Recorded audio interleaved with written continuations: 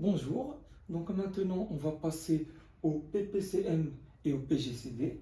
Donc on va définir ce qu'est le PPCM et ce qu'est le PGCD. Donc le PPCM de deux entiers relatifs A et B est défini comme étant le plus petit commun multiple de A et B. Bien sûr, cela signifie que l'on va aller rechercher les multiples de A et les multiples de B. On va sélectionner le plus petit multiple de A et B, donc le plus petit multiple qui sera commun entre A et B, et on l'appellera le PPCM de A et B. On pourra aussi le noter de la sorte, donc A, B, voilà.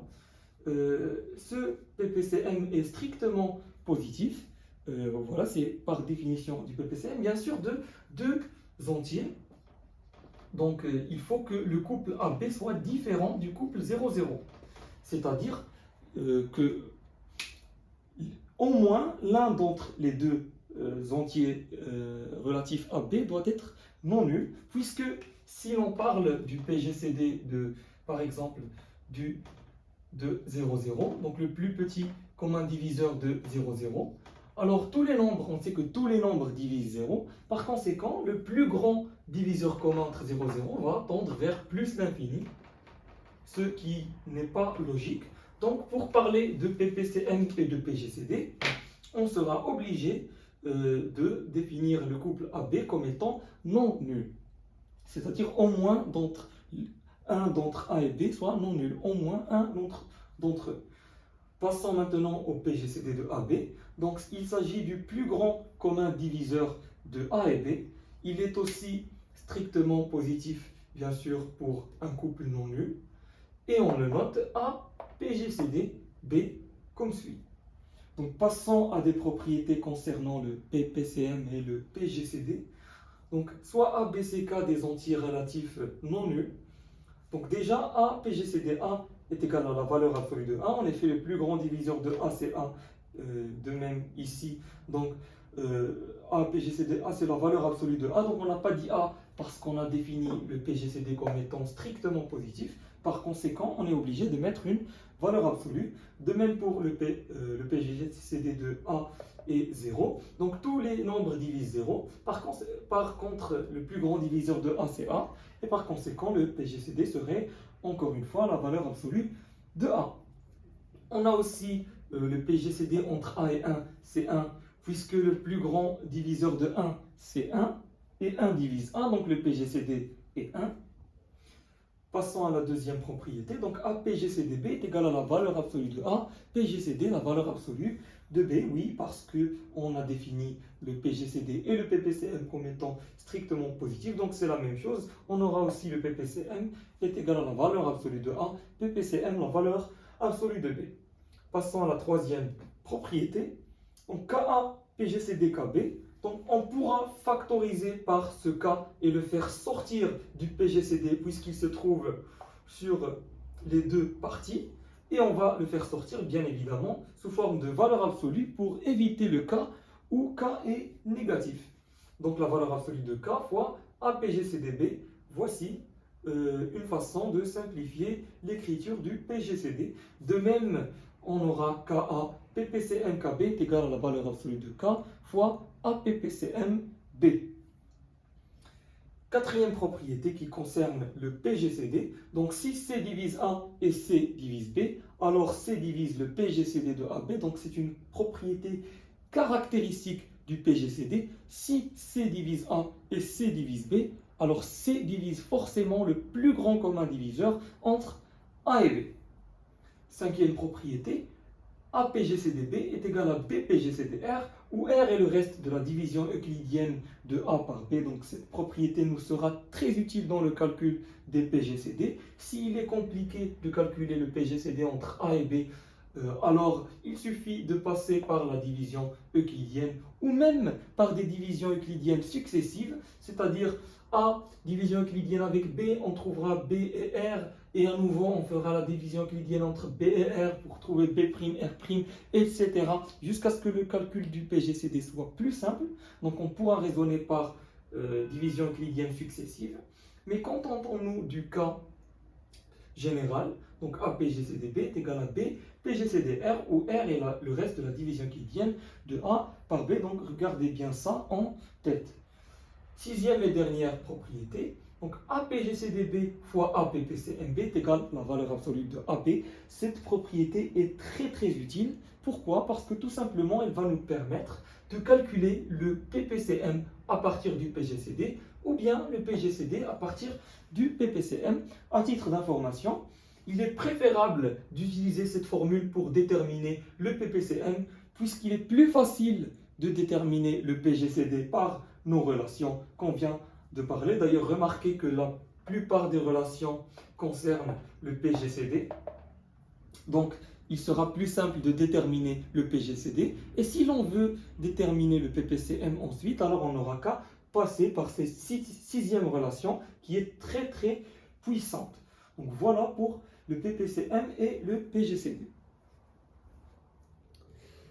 Passons à une application concernant le PPCM et le PGCD. Donc, on nous a demandé de calculer le PPCM, donc le PPCM entre 5n plus 3 et 2n moins 1.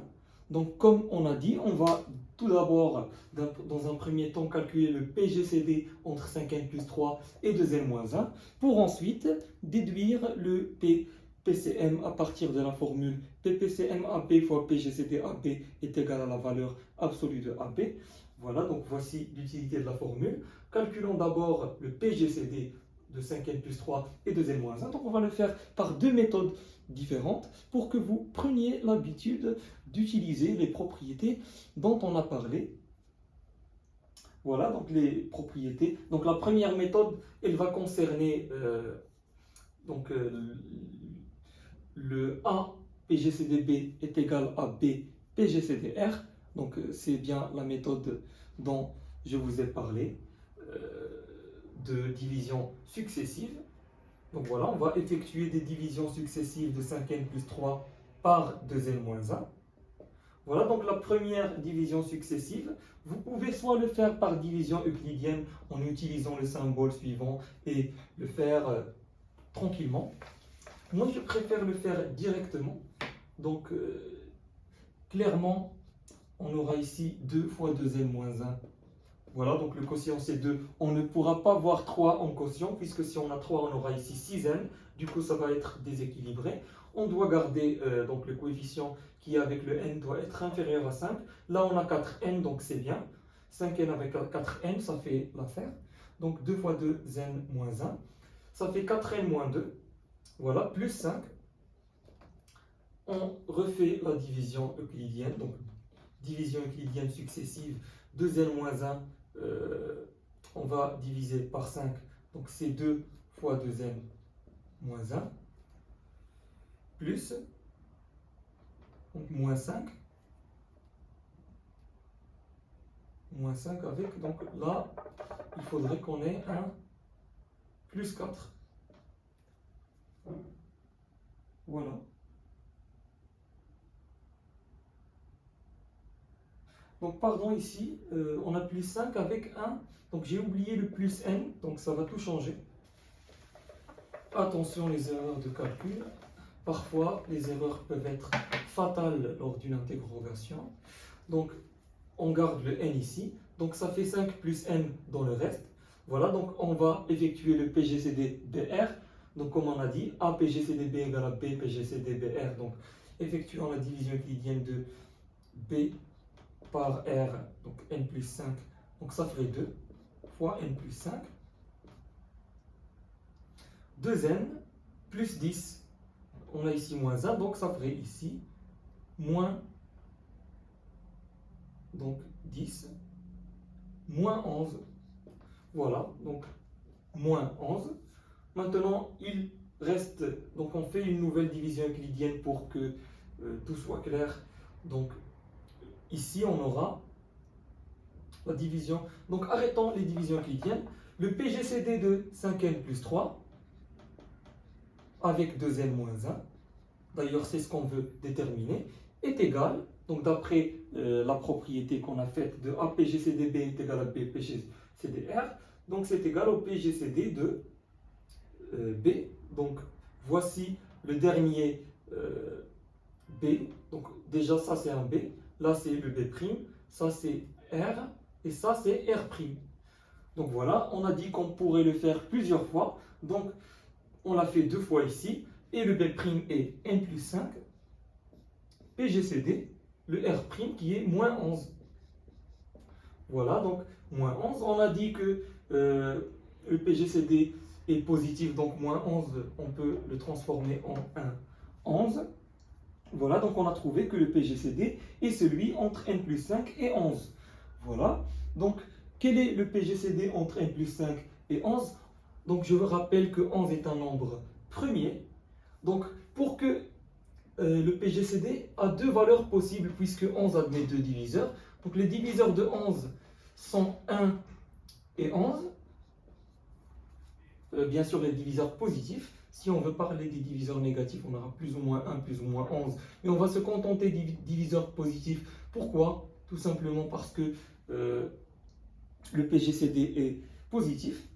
Voilà, donc 1 et 11. Voilà, donc les résultats possibles seront soit 1, soit 11. Donc quand est-ce qu'on aura 1, quand est-ce qu'on aura 11? Tout simplement, on aura 11 lorsque n plus 5 sera divisible par 5, c'est-à-dire n sera congru à moins 5 modulo 11. Donc si n est congru à moins 5 modulo 11, alors 11 divise n plus 5 et le PGCD est égal à 11. Donc moins 5, on pourra remplacer ça par un 6. Voilà. Donc si n congru à 6 modulo 11, ceci implique que le PGCD entre les deux, donc on va le noter D, ce PGCD là, note D sera égal à 11. Et voilà, donc dans tous les cas contraires, donc si n n'est pas congru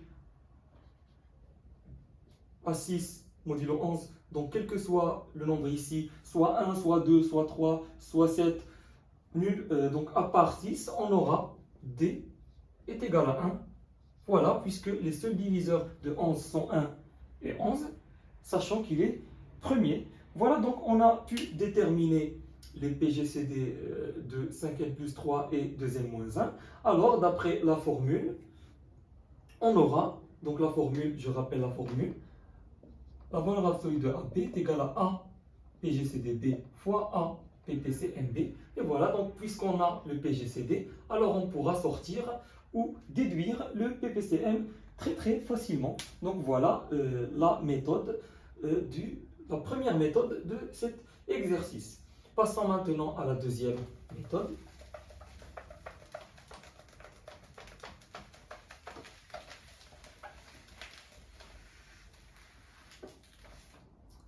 Donc pour cette deuxième méthode, ce qu'on va faire, c'est qu'on va utiliser, donc je vais vous la montrer, méthode 2.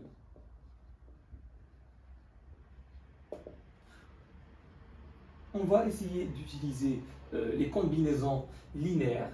Donc calculons D est égal à 5n plus 3 PGCD 2n moins 1. Donc ça c'est le PGCD. On a donc D et le PGCD, par conséquent D divise 5n plus 3 et D divise 2n-1, puisqu'il s'agit du diviseur. Donc c'est un diviseur. Avant d'être le plus grand commun diviseur, le PGCD est un diviseur de A et B. Par conséquent, D divise 5n plus 3 et D divise 2n-1. Et par conséquent, D divise toute combinaison linéaire entre les deux. La combinaison linéaire qu'on va utiliser, c'est une combinaison qui nous permettra de simplifier le n avec le n. Donc qu'est-ce que c'est cette combinaison? Tout simplement, 2 fois 5n plus 3, ça fait 10n plus 6. Et là, on va multiplier par moins 5 pour pouvoir simplifier 10n avec moins 10n. Donc, en multipliant par moins 5, on aura moins 10n plus 5. Donc, voici une combinaison linéaire de 5n plus 3 et 2n-1. Et par conséquent, on gardera D divise 11. Et voilà, donc d'après la question, donc pareil qu'à la question précédente, on aura D appartient à 1 et 11, puisque les diviseurs positifs de 11 sont 1 et 11, D étant un nombre strictement positif, puisqu'il s'agit du PGCD. Voilà, donc D est égal soit à 1, soit à 11. Donc maintenant, il faut déterminer quand D est égal à 1 et quand D est égal à 11. Donc c'est simple. On va, donc si D est égal à 11, alors ceci implique que 5n plus 3 est congru à 0 modulo 11 et que 2n moins 1